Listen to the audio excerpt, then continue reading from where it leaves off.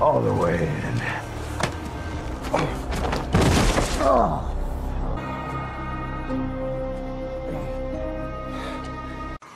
Oh, you better be joking.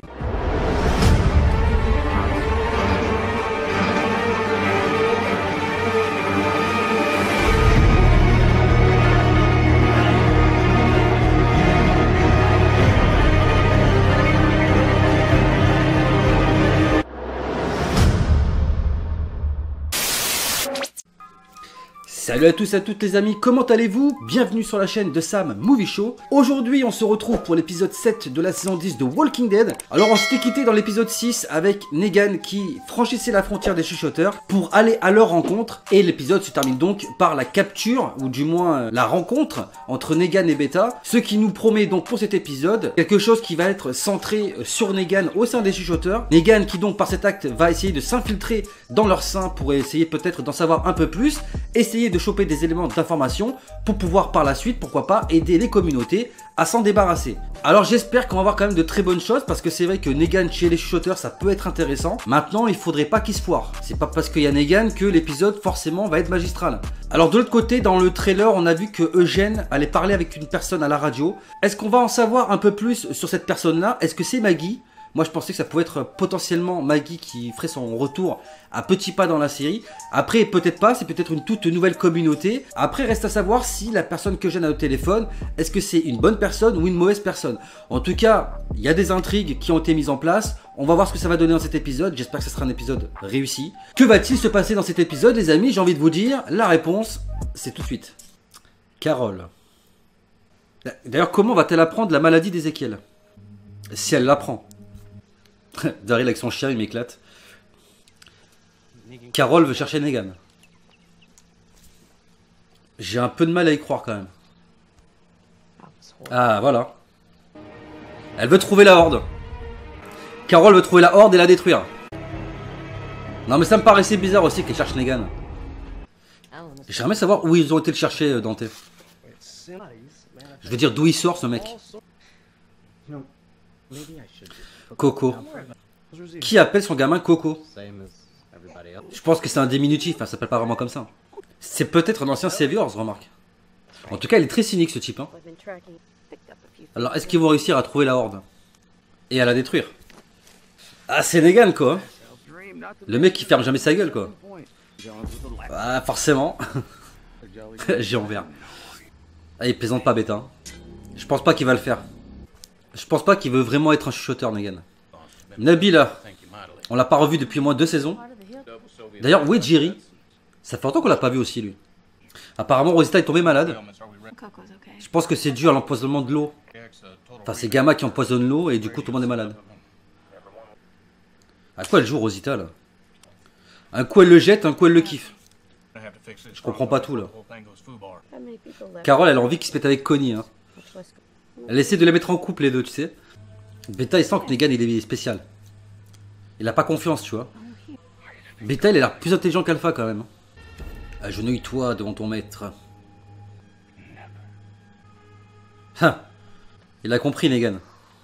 C'est un fou, Negan. Tu sens que Beta, il en a ras le cul, tu sais. Rosita, elle a vraiment l'air mal, hein, quand même. C'est pas la horde, ça. Elle est plus grosse, la horde. Qu'est-ce qu'il va devoir faire Negan pour faire ses preuves? Ça, c'est la question que je me pose. Il faut que ce soit un truc dingue, tu vois. C'est n'importe quoi. Je comprends pas ce qui se passe, en fait, là. Ah, mais ils le font cuire, en fait. Ils font un trou pour faire un four. C'est dit qu'il est pas content après Dante. Hein. En même temps, il y a beaucoup de gens malades. Ça devient inquiétant, quand même. Donc, Beta refuse que Negan mange, en fait. Au moins, il y en a un sympa, quand même. Ah, la fameuse inconnue. Je me demande qui ça peut être, quand même. Hein. Ils sont en plein dans leur territoire, c'est dangereux. Carole et Daryl, ils jouent un jeu dangereux quand même. Bon, déjà c'est sûr, c'est pas Maggie. Mais qui es-tu? C'est peut-être la communauté où il y a Rick. Hein. Ça pourrait être intéressant. Ah, attention Daryl. Là, ils vont se faire choper. Hein. Il va se faire choper Daryl. J'aime vraiment pas ça. Non. Pas encore. What? Sidi qui devient complètement taré. Hein. Beta il va s'énerver à force. Hein. Il a des couilles Negan quand même. Hein. Ah, t'es dans la merde un peu Negan. Bon on sait qu'il va pas mourir hein, mais bon. Oh putain. Elle en a capturé un. Waouh, ça pue. Ça pue, mais c'est intéressant ce qui se passe. Est-ce qu'on va savoir c'est qui cette meuf en fait? Parce que Eugène a dit son nom, mais pas elle. Hein. Ouais, c'est ça, crois-le. Waouh. I'm Negan. Negan qui s'agenouille. Ça, c'est une première. Hein. Chut. Bah ouais, forcément. Ah, c'est déjà fini, putain. Bon, intéressant, mais on va en parler de suite. Bon, ben voilà les amis, fin de cet épisode 6. Qu'est-ce que j'en ai pensé? C'est un épisode qui m'a plu d'un côté, mais de l'autre côté, je suis un peu déçu et je vais expliquer pourquoi. Alors, on a plusieurs arcs dans cet épisode. On a d'un côté Carol et Daryl qui vont chasser la meute d'Alpha afin de la détruire.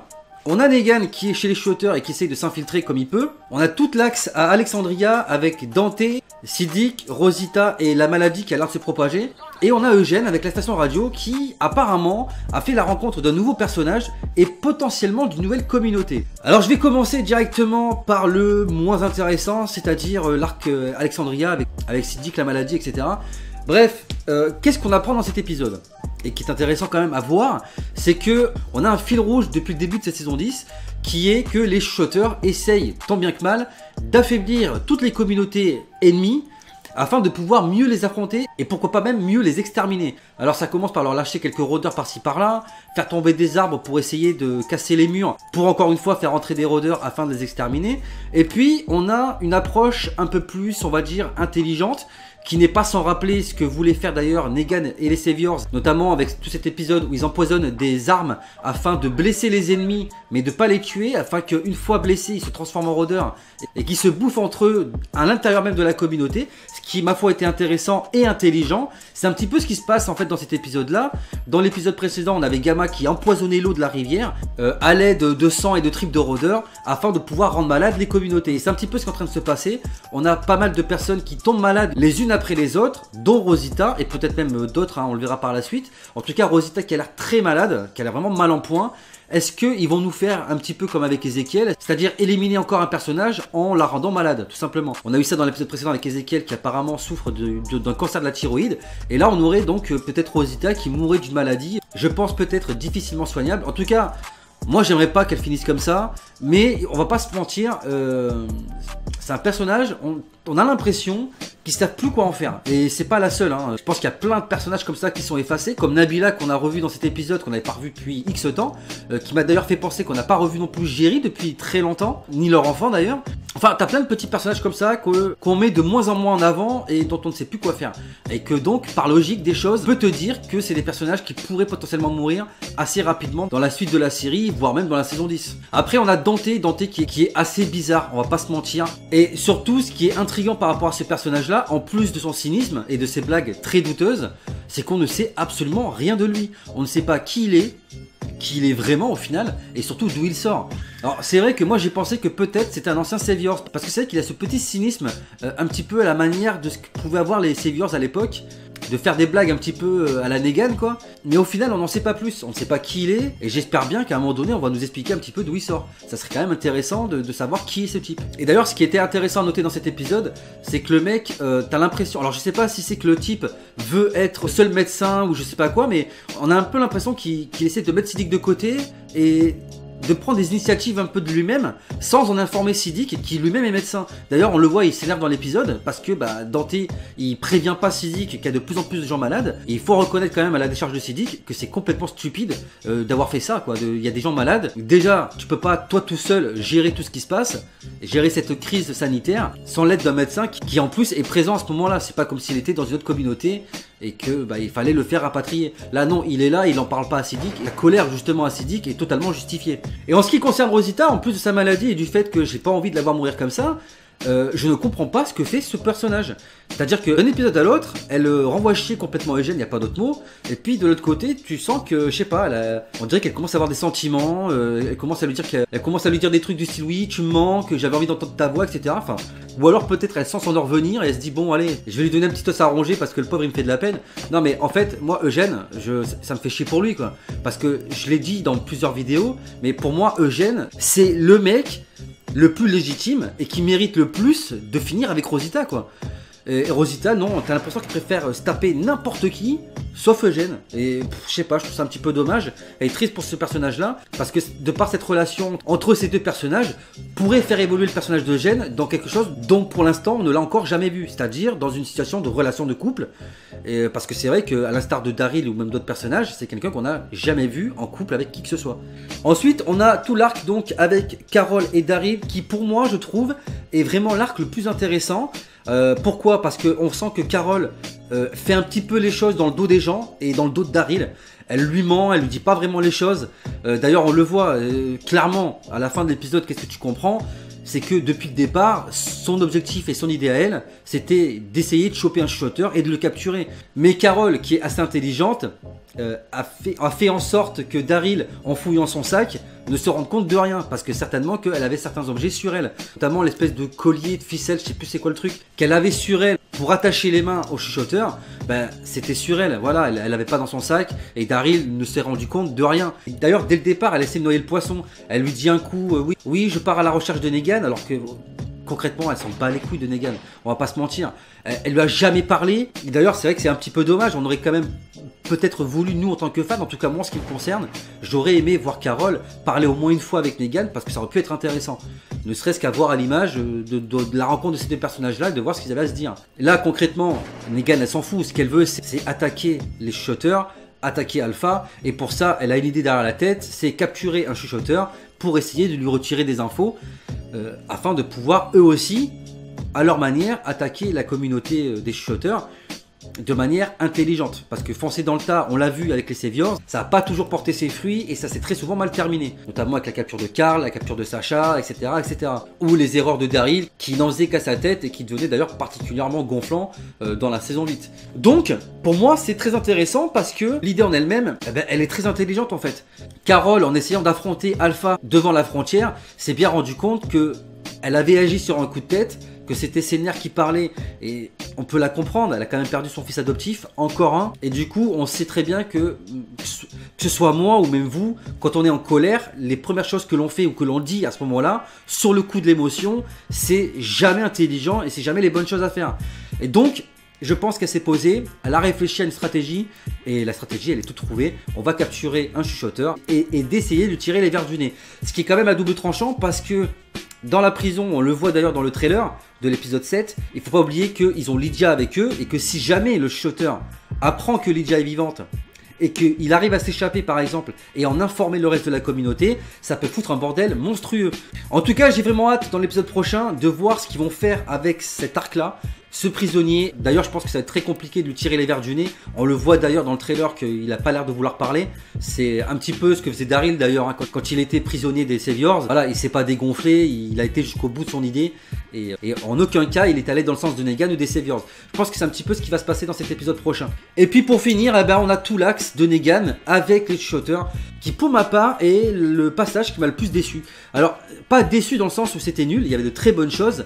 Mais ce qui m'a déçu, c'est la manière dont Negan va faire ses preuves pour essayer de faire partie des chuchoteurs. Moi, je m'attendais à un truc de fou, et on en avait parlé en off avec Jenny Theory. Je vous mettrai le lien de sa chaîne dans la description pour ceux qui s'intéressent d'aller voir ses vidéos.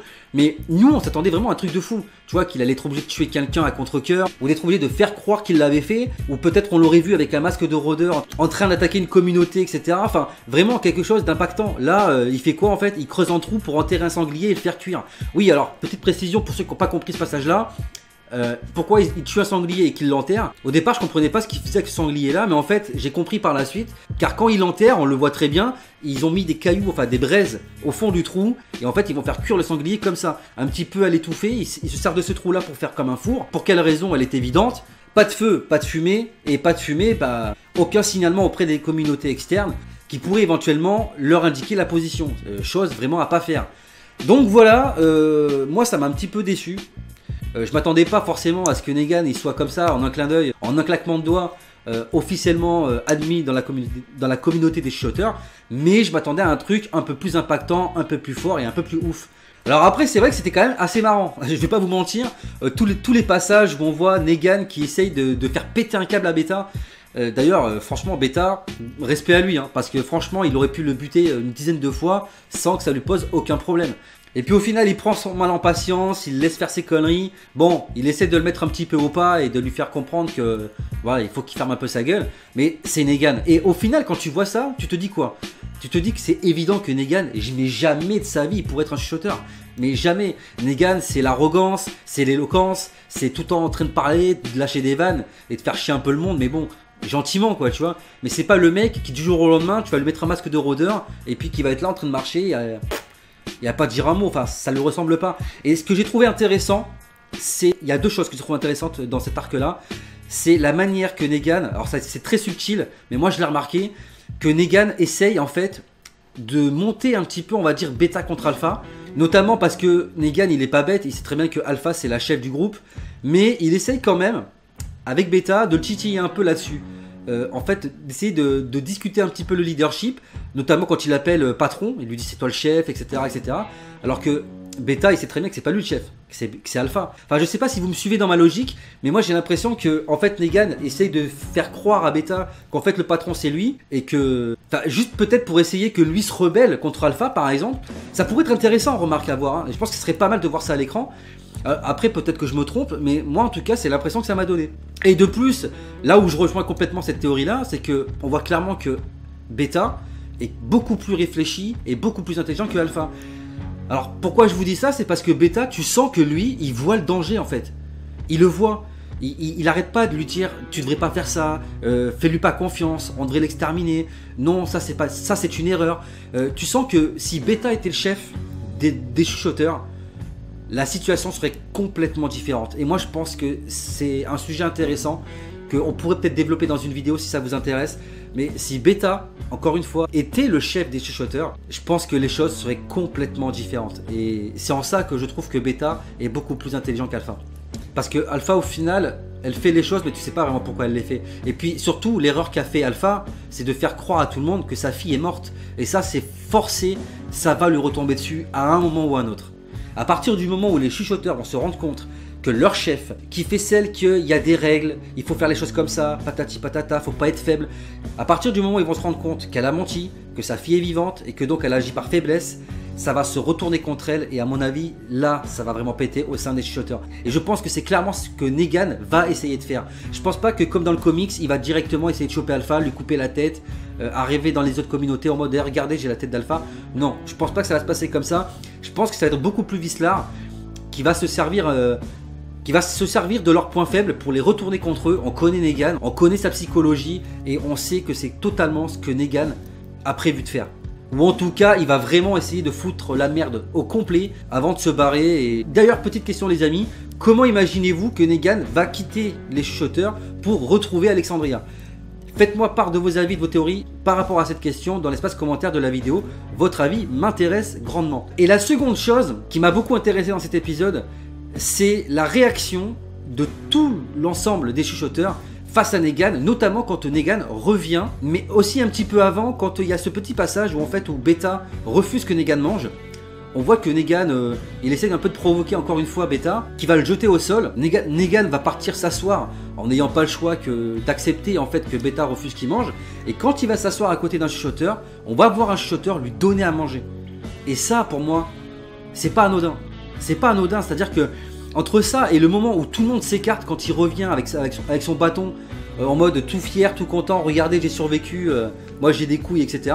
T'as tout le monde qui s'écarte. Et là tu as l'impression de revoir Negan chez les Saviors quoi. Et je sais pas pourquoi mais les chuchoteurs ils se disent lui il y a quelque chose quoi. Lui il y a un truc. Et t'as l'impression que ça les fait kiffer quelque part, tu vois, ça les intrigue, ils sont là, ils réagissent pas trop mais... Tu sens qu'ils sont un petit peu fascinés par ce personnage qui est Negan. Et c'est vrai que c'est un personnage qui fascine. Je pense que c'est pour ça d'ailleurs que ce soit Alpha et Beta, ils ne l'ont pas tué de suite. C'est parce que c'est un personnage qui est tellement intriguant et fascinant que le tuer, ça serait un petit peu trop simple. Ils ont envie un petit peu de creuser également le truc. Il y a la curiosité aussi également qui fait qu'ils ont envie de voir un petit peu où ils vont en venir. Et ça, je pense que dans la suite des épisodes, ça peut être intéressant. Alors après, on va pas se mentir, l'épisode en entier de lui-même, il était un peu mou, c'est vrai. On va pas se mentir que ce début de saison 10 ne démarre pas sur les chapeaux de roue comme l'était la saison 9. Et d'ailleurs, des fois, j'ai même l'impression que Scott Gimple est revenu aux commandes. Enfin, là, je sais pas, je suis peut-être un petit peu trop dur, mais moi, j'aimerais que ça avance en fait. J'aimerais que ça avance. parce que voilà, on a encore ce délire avec les flashbacks de Siddiq. On ne sait pas où ils veulent en venir. D'ailleurs, l'épisode, les gars, j'avais raison. Il y a quelques vidéos en arrière, essayez de remonter un petit peu. J'avais prédit que l'épisode Open Your Eyes, donc de la semaine prochaine, sera centré sur Siddiq et sur ses visions. Et ben j'ai pas loupé, parce que quand on regarde le trailer de l'épisode 7, on voit que les flashbacks vont s'intensifier au niveau de Siddiq. Et d'ailleurs ça devient plus des flashbacks, le mec va carrément commencer à avoir des visions, ça en devient presque horrifique. Ça fait genre vraiment le film avec, tu sais, les mecs qui sont possédés, qui voient des démons, etc. C'est un petit peu ça que ça m'a fait penser. Et je vous mettrai les trailers, hein, de toute façon, les trailers, les sneak peeks, pour que vous alliez voir et que vous voyez de quoi je parle, et que vous me donniez également votre avis en retour. J'ai rien personnellement contre cette intrigue-là, mais je voudrais qu'on avance et qu'on nous montre vraiment ce qui s'est passé dans cette grange. J'ai envie de savoir. Parce que si on nous montre tout ça juste pour nous dire, ah bah il a été choqué par ce qu'il a vu et du coup il pète un câble, oui, ça peut être intéressant, mais c'est... Voilà, ça serait vraiment pas ouf, on est d'accord. Moi j'ai vraiment envie qu'on nous apprenne que le mec il a fait un truc de dingue quoi. Il a décapité quelqu'un, peut-être même Enid, j'en ai parlé précédemment, mais c'est vrai que dans les flashbacks on voit beaucoup Enid. Donc pour moi il y a eu quelque chose avec elle.